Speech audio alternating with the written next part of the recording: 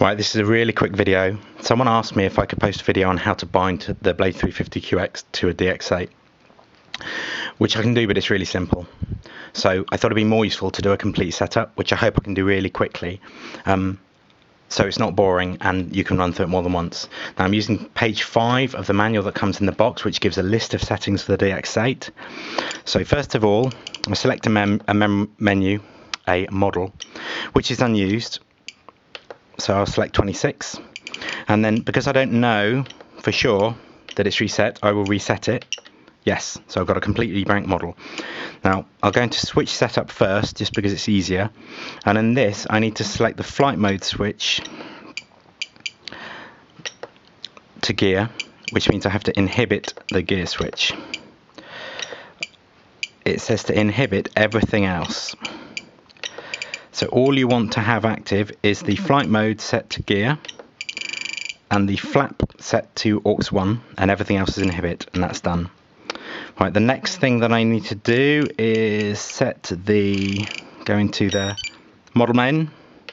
I go into servo setup, into reverse, and I need to go to my aux 1, and I need to reverse that channel. That's because the return to home requires that. I have to set my throttle cut to the trainer button, yeah, so I can stop the props after a flight, and I think that is everything. So now, make sure all my switches are back, and I turn off my transmitter, and I'm ready to bind to the quad, which I'll do outside so you can see that.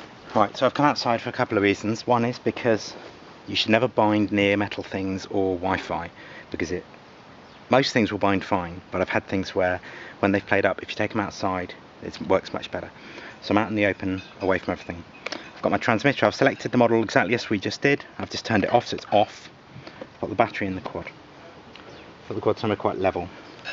Now I hope you can see the LEDs okay, because when I turn it on, I'm waiting for the blue lights to flash, which shows that it's ready to bind, and that's the blue flashing light, which means it's ready to bind. I then have to hold down the bind switch, I turn on the radio, and it comes up saying binding, and it says DSMX22. As soon as it says that, you can let go of the bind button, and you just have to wait, and it says DSMX22 milliseconds, and it's going to do some beeping, and now the radio is reset.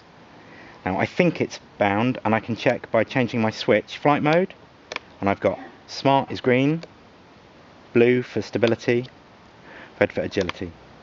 Okay, now I've got a GPS lock, which means it'll now ready to fly.